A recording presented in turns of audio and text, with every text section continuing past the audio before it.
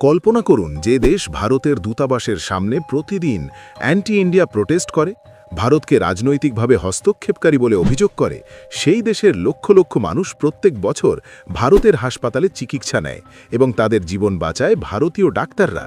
কিন্তু এখন ভারতের একটা কঠোর সিদ্ধান্তে ঢাকায় ভিসা অ্যাপ্লিকেশন সেন্টার বন্ধ করে দেওয়ায় হাজার হাজার বাংলাদেশি রোগীর চিকিৎসা বন্ধ হয়ে যাচ্ছে এবং গুরুতর কেসগুলোতে মৃত্যুর ঝুঁকি বেড়ে যাচ্ছে দিন দিন। আপনারা জানেন কি 2023 থেকে 24 সালে বাংলাদেশ থেকে বার্ষিক প্রায় 5 লক্ষ মানুষ ভারতে চিকিৎসা নিয়েছে, যার মধ্যে 30 থেকে 50% গুরুতর রোগী, যেমন ক্যান্সার, হার্ট অ্যাটাক বা কিডনি ফেলিওরের কেস, যা বাংলাদেশে সঠিক চিকিৎসা না পেলে সরাসরি মৃত্যুর কারণ হয়ে দাঁড়ায়। এটা একটা প্যারাডক্স। ভারতকে শত্রু বলে প্রোটেস্ট করছে, কিন্তু ভারতের চিকিৎসা ছাড়া তাদের অনেকের জীবন অন্ধকার।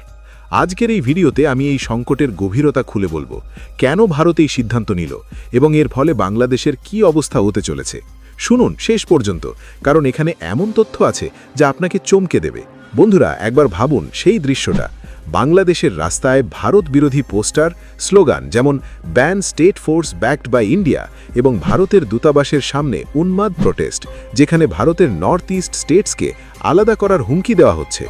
এই সব দেখে ভারতের ধৈর্যের সীমা ছাড়িয়ে গেছে এবং ফলশ্রুতি 2025-এর ডিসেম্বর মাসে ভারত ঢাকায় তার প্রধান ভিসা সেন্টার বন্ধ করে দিয়েছে, যা বাংলাদেশিদের নতুন ভিসা পাওয়া প্রায় অসম্ভব করে তুলেছে। এখন প্রশ্ন হলো, এই সিদ্ধান্ত কেন নেওয়া হলো? আসলে বাংলাদেশের রাজনৈতিক পরিস্থিতি এতটাই খারাপ হয়েছে যে ভারতীয় দূতাবাসের নিরাপত্তা বিপন্ন হয়ে পড়েছে। র্যাডিক্যাল এলিমেন্টস থেকে থ্রেট আসছে, যা ভারতের মিনিস্ট্রি অফ এক্সটার্নাল অ্যাফেয়ার্সকে বাধ্য করেছে বাংলাদেশের এনভয়কে সমন করতে এবং সিকিউরিটি নিশ্চিত করার দাবি জানাতে। কিন্তু এর মাঝে যারা সবচেয়ে বেশি ক্ষতিগ্রস্ত হচ্ছে তাদের কথা ভাবুন, সেই সব বাংলাদেশি রোগীরা যারা ক্যান্সারের মতো গুরুতর রোগে ভুগছেন এবং ভারতের হাসপাতাল ছাড়া তাদের বিকল্প নেই। এখন আসুন একটা পাস্ট হিস্ট্রি দেখি, যা এই সংকটকে আরও গভীর করে। ইন্ডিয়া 1971-এ বাংলাদেশের স্বাধীনতা যুদ্ধে সাহায্য করেছে, লক্ষ লক্ষ শরণার্থীকে আশ্রয় দিয়েছে এবং আজও ভারত বাংলাদেশকে চাল, ওষুধ এবং বিপদের সময় সাহায্য করে আসছে।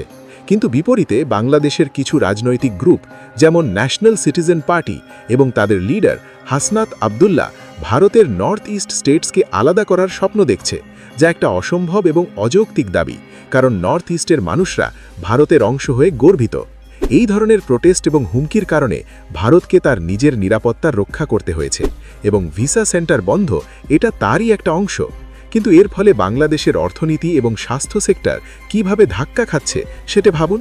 বাংলাদেশের জিডিপি গ্রোথ রেট মাত্র 3.35% নেমে এসেছে, ইনফ্লেশন 8.29%, এবং এখন ভারতে চিকিৎসা না পেলে হাজারো রোগীর জীবন বিপন্ন হচ্ছে। বন্ধুরা, এখন একটা ইন্টারেস্টিং অ্যাসপেক্ট দেখুন। বাংলাদেশের মানুষরা ভারতকে অভিযোগ করে যে ভারত তাদের পলিটিক্সে হস্তক্ষেপ করছে, কিন্তু সত্যি কথা বলতে গেলে ভারত শুধু বলেছে যে বাংলাদেশে দ্রুত নির্বাচন হওয়া উচিত, যা একটা ডেমোক্রেটিক প্রসেস এবং এতে কোনো হস্তক্ষেপ নেই। মোহাম্মদ ইউনুসের নেতৃত্বে বাংলাদেশ এখন 2 বছর ধরে অ্যাডভাইজারদের হাতে চলছে, নির্বাচন নেই এবং এর ফলে দেশের অর্থনীতি ধ্বংসের মুখে।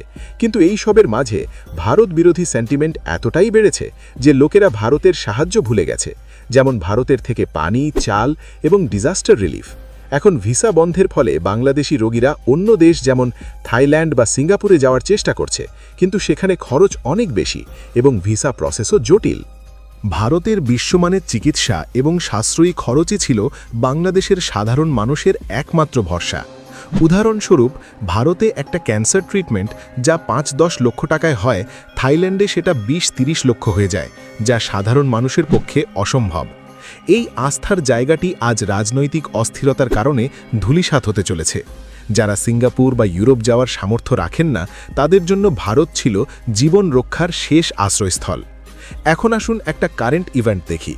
2025-এর ডিসেম্বর 17 তারিখে রয়টার্স নিউজ এজেন্সি রিপোর্ট করেছে যে ভারত ঢাকায় ভিসা সেন্টার বন্ধ করেছে প্রিভেলিং সিকিউরিটি সিচুয়েশনের কারণে, এবং এটা বাংলাদেশের র্যাডিক্যাল লিডারদের থ্রেটসের পর। এটা দেখে বোঝা যায় যে ভারত তার নিজের ডিপ্লোম্যাটদের সেফটি প্রথম রাখছে। নিজের দেশের সম্মান এবং কর্মীদের জীবনের সুরক্ষা যে কোনো সার্বভৌম রাষ্ট্রের জন্য সর্বোচ্চ অগ্রাধিকার। ভারত বারবার সতর্ক করার পরেও যখন উগ্রবাদী হুমকি থামেনি, তখন এই কঠিন সিদ্ধান্ত নেওয়া ছাড়া আর কোনো পথ ছিল না। আরেকটা নিউজ ইন্ডিয়া টুডে রিপোর্ট করেছে যে এই বন্ধের কারণে বাংলাদেশি লিডারদের থ্রেটস এবং ভারত বাংলাদেশের এনভয়কে সমন করেছে। এই সবের মাঝে বাংলাদেশের হসপিটালগুলো এখনও অ্যাডভান্স ট্রিটমেন্টের জন্য প্রস্তুত নয়, যেমন অর্গান ট্রান্সপ্লান্ট বা অ্যাডভান্সড ক্যান্সার কেয়ার, যা ভারতে সহজলভ্য। যে আধুনিক মেডিকেল ইনফ্রাস্ট্রাকচার ভারত কয়েক দশকে তৈরি করেছে তার রাতারাতি অন্য কোথাও খুঁজে পাওয়া অসম্ভব। বাংলাদেশের অভ্যন্তরীণ অস্থিতিশীলতা এখন তাদের নিজেদের সাধারণ মানুষের কাল হয়ে দাঁড়িয়েছে। বন্ধুরা, যদি আপনারা ভারত থেকে হন তাহলে কমেন্ট সেকশনে জয় শ্রীরাম লিখুন, আর যদি অন্য দেশ থেকে হন তাহলে আপনার দেশের নাম লিখুন। দেখি কতজন এই ভিডিও দেখছেন। ভারতের এই ভিসা সেন্টার বন্ধের ফলে বাংলাদেশ থেকে প্রতিদিন যে 1300-1400 রোগী ভারতে আসতেন সেটা এখন শূন্যের কোঠায় নেমে এসেছে এবং গুরুতর কেসগুলোতে হাজারো মানুষের জীবন ঝুঁকিতে করেছে। এই সিদ্ধান্ত 2025-এর ডিসেম্বর মাসে নেওয়া হয়েছে, যখন বাংলাদেশের প্রোটেস্টগুলো চরমে পৌঁছেছে। কিন্তু এর পিছনে ভারতের লজিক কি? ভারত বলছে তার ডিপ্লোম্যাটদের সেফটি ফার্স্ট, এবং বাংলাদেশ যদি নিরাপত্তা নিশ্চিত না করে তাহলে ভিসা সার্ভিস চালু হবে না। এখন বাংলাদেশি রোগীরা কি করবে? অনেকে চীন বা তুর্কি যাওয়ার চেষ্টা করছে, কিন্তু সেখানে ভাষা, খরচ এবং কোয়ালিটি একটা বড় চ্যালেঞ্জ। নতুন দেশে চিকিৎসা নিতে যাওয়া শুধু ব্যয়বহুল নয়, বরং ল্যাঙ্গুয়েজ ব্যারিয়ার এবং কালচারাল ডিফারেন্সের কারণে রোগীদের ভোগান্তি চরমে পৌঁছাবে। ভারতে যে আপনজন সুলভ সেবা তারা পেত তা অন্য কোনো দেশে পাওয়া আকাশকুসুম কল্পনা। উদাহরণস্বরূপ, বাংলাদেশের লালমনিরহাটের বুড়িমারি ল্যান্ডপোর্টে যেখানে দৈনিক 400 থেকে 600 যাত্রী যেতেন, এখন সেটা 65-70-এ নেমে এসেছে। এটা দেখায় যে বাংলাদেশিদের মেডিকেল রিলেটেড ইস্যুতে ভারতের সিকিউরিটি কনসার্ন কতটা গভীর। বন্ধুরা, এই সব দেখে বোঝা যায় যে ভারত তার ন্যাশনাল ইন্টারেস্ট প্রথম রাখছে এবং বাংলাদেশকে একটা শিক্ষা দিচ্ছে যে অকৃতজ্ঞতার ফল ভোগ করতে হবে। ভারত বছরের পর বছর ধরে প্রতিবেশীর মর্যাদা দিয়ে এসেছে, কিন্তু বিনিময়ে যখন ঘৃণা এবং হুমকি জোটে তখন কঠোর হওয়া ছাড়া উপায় থাকে না। কিন্তু এর ফলে সাধারণ বাংলাদেশি রোগীরা কষ্ট পাচ্ছে, যা দুঃখজনক, কিন্তু ভারতের দৃষ্টিকোণ থেকে এটা জরুরি। ভারতের সার্বভৌমত্বের উপর আঘাত করলে তার ফল যে কতটা ভয়াবহ হতে পারে, এই ভিসা বন্ধের সিদ্ধান্ত তারই জ্বলজ্বন্ত প্রমাণ। শেষ পর্যন্ত যদি বাংলাদেশ প্রোটেস্ট বন্ধ না করে এবং সংখ্যালঘুদের উপর নির্যাতন বন্ধ না হয়, তাহলে এই সংকট আরও গভীর হবে। বন্ধুরা, এই ভারত বাংলাদেশ সংকট দেখে আমার মনে হয় যে ভারতের এই সিদ্ধান্ত একটা মাস্টার স্ট্রোক। এটা শুধু সিকিউরিটি রক্ষা করছে না, বরং বাংলাদেশকে বুঝিয়ে দিচ্ছে যে ভারতের সাহায্য ছাড়া তাদের অনেক সেক্টর ধ্বংস হয়ে যাবে। মেডিকেল ট্যুরিজম ভারতের জন্য একটা বড় অর্থনৈতিক অস্ত্র, এবং বাংলাদেশের মতো প্রতিবেশীকে হারিয়ে ভারত অন্য দেশ যেমন ইউএস বা ইউরোপ থেকে আরও বেশি রোগী আকর্ষণ করবে, যা আমাদের ইকোনমিকে বুস্ট দেবে। ভারতের এই কঠোর অবস্থান বিশ্ব দরবারে আমাদের মেরুদণ্ড কতটা শক্ত তা প্রমাণ করে দিয়েছে। কোনো দেশের অভ্যন্তরীণ বিশৃঙ্খলা যদি ভারতের জন্য হুমকির কারণ হয়, তাহলে ভারত তার দরজা বন্ধ করতে দ্বিধা করবে না। কিন্তু সাধারণ মানুষের কষ্ট দেখে দুঃখ হয়। রাজনৈতিক লিডাররা যদি সেন্সেবল হয়, তাহলে এই সংকট শেষ হতে পারে। ভারত সবসময় শান্তি চায়, কিন্তু তার ন্যাশনাল প্রাইড কখনো কম্প্রোমাইজ করবে না। এই ভিডিও দেখে আপনারা কি মনে করেন?